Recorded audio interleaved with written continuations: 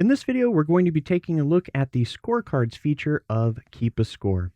Now, there are two different versions of the KeepaScore application. There is the Community Edition and there is the Tournament Edition. The Community Edition has a limited set of features, whereas the Tournament Edition will have more. I will indicate them using different colors. Let's take a look. So first off, both versions support the ability to create scorecards, although on the Tournament Edition, you have a little bit more power. So the way that scorecards work is when you have a particular game selected, down in the menu or the game menu or game options, which is right there, you are going to be able to select in order to have a scorecard printed. We can see right there that the scorecard option is right there. This is available on both versions as is indicated by the color red. So when I select this, what we're going to do is we are going to have, well, in this particular case, we're actually going to see that the Tournament Edition, which I currently have turned on right now, I have it set that a court is required. So in this particular case, let's go ahead and click OK. Let's see if I can switch to another event. Let's go to this one. We'll select a particular game. We'll click on this, and then we'll click the scorecard, and we'll be able to generate that scorecard. Now, when the scorecard comes up, we're going to have all of the information. One of the most important items that we have on screen is the fact that we have our QR code. That's what we're going to be able to scan both with the Community Edition and with the Tournament Edition. Now, however many games you have specified, all of those games will be present right here. We can see that this is a best of 3.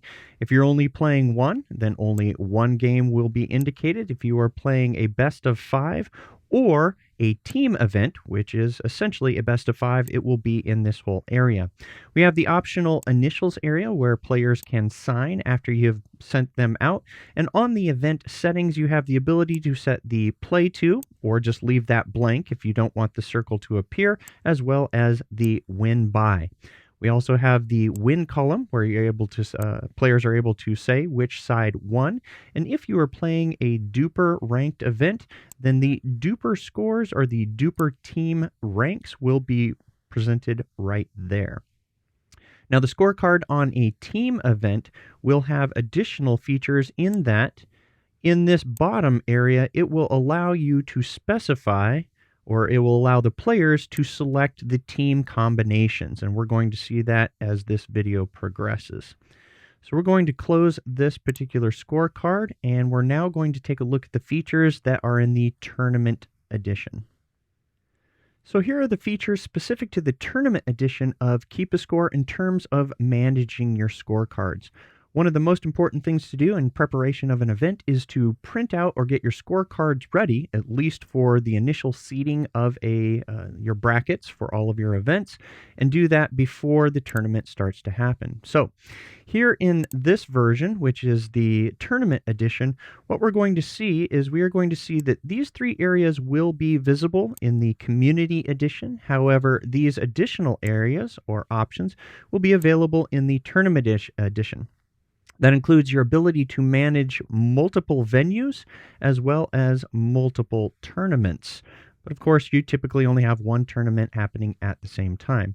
You will also see that under the reports, you have the ability to print event scorecards.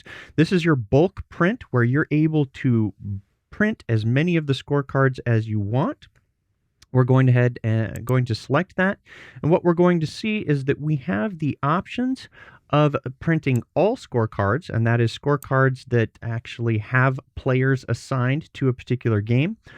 Or if we have taken the time to pre-assign courts, we will be able to print only those courts that those scorecards that have assigned courts.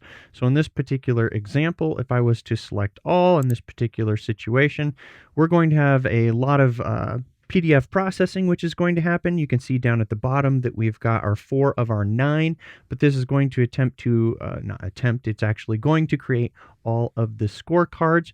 We would be able to print them all at one time or save the PDF by being able to share that. We're going to see that the option right here to share in iOS is right there. We have all of our different scorecards ready to be printed out. We can associate those with the buckets and the balls and send them out with the players when the event is started. So let's take a look at how courts are required when you are running your event. Now, this is going to be in the tournament edition, as mentioned. We've already established our venues. On the event itself, we are going to select that event, and down at the very bottom is where we are going to find, in the tournament edition, the ability to say the venue is this, and then we also want to require court assignments. Now, you can also note that once you have started to use courts assigned to games for a specific venue, that venue will become locked to that event. So once it's started, you can't necessarily switch events, although you can go into the venue record and add items if you end up having to switch the venue.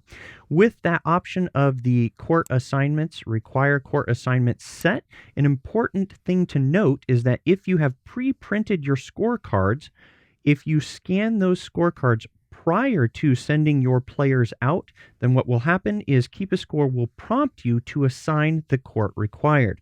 So let's take a look at how you assign a court.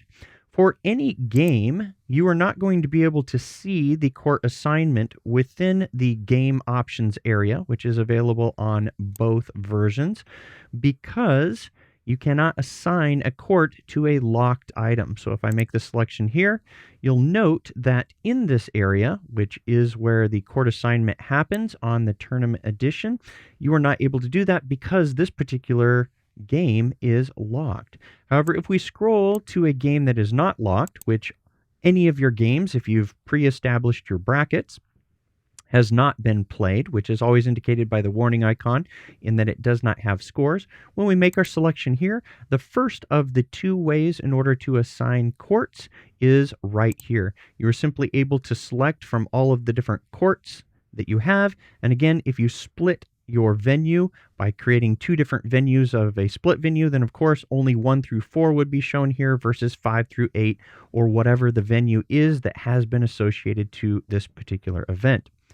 Also note that you will be able to see what the court assignments are right here on the event or on the game, and you're also able to see it right here in the middle as well.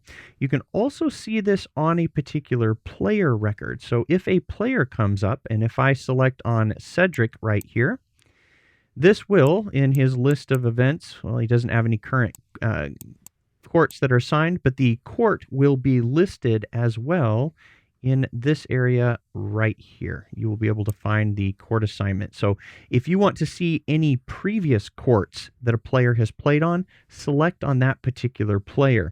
This might come about when you have players that want a particular court in a particular location, whether it's shady, sunny, indoors, outdoors, etc. The other method of court assignment within KeepaScore that is very advantageous can only be found in the tournament edition, and that is on the bracket itself. So when I make my selection here of the bracket, what we're going to find is that I am able to do things on the bracket itself in the tournament edition. So let's make our selection right there. The bracket comes up. I can pinch and zoom in order to scroll this in. Here on screen, you can see that we have some tournament edition only features. These will not be in the community edition, and they are as follows. We can see that the bracket, first off, will show us which court has been assigned and which matches, I should say, are currently being played. For any players that are available, meaning they are currently not within a match, we can see that's indicated by the green dot right there. So if we have a particular game which is waiting and we wanted to know whether players are available to play, we can simply reference by the green dot being available. And if players are playing and currently in a match, we can see that indicated by the red paddle right there. Now, in terms of advancing your players or assigning your courts, KeepaScore has a feature in this visual bracket called Select Mode. So what this is going to do is it's going to switch the mode of this bracket, where typically this bracket means that when I make a selection, such as right here, I am going to actually load this particular game. So KeepaScore has just switched to that particular game. However, the behavior will change if we load the bracket again. and we turn on select mode. With select mode on, we can see now that we have the additional feature of tools. Again, always look for the wrench icon to see if you have tools available in that particular area. So when we select this, we can see that we have the ability to print scorecards, although we may want to take the opportunity to assign courts. So what we're able to do is we are able to, with select mode on, select any number of items. Now you can see that I only have one item currently selected, and what I get is I get the additional icon of a court. This is where I would be able to assign to this specific match a new court, and I can do it here within the visual bracket. So the sequence would go as follows. I would make a selection. I would assign my court. Let's say I want this on court 5. And I get the opportunity to say that the match is starting right now. I can say yes. I can select another item, and then I can select and have that court again. Now, you do need to make note that what KeepaScore has allowed me to do is it has allowed me to accidentally assign two different matches to the same court. So you need to be aware, as the tournament director or as whoever is organizing the event, which courts are actually in use. So a quick scan of my event would have allowed me to see that court 5 was currently selected. So I can reselect and change that right here within this UI. So what I'll do is I will unselect this one. I will select this one. I will make my court change and say, nope, we're going to put that on court 8. And we'll say that that's going to start right there. And this one I can select and I can say that's going to be on court 4. So now that I have assigned all of the courts, or the courts that are ready to be played, I can use my select mode again to select just these two items. Using my tools, I can then print my scorecards, and I'm ready to send those players out. And that is how easy it is to use my court assignments in conjunction with my scorecards in KeepaScore.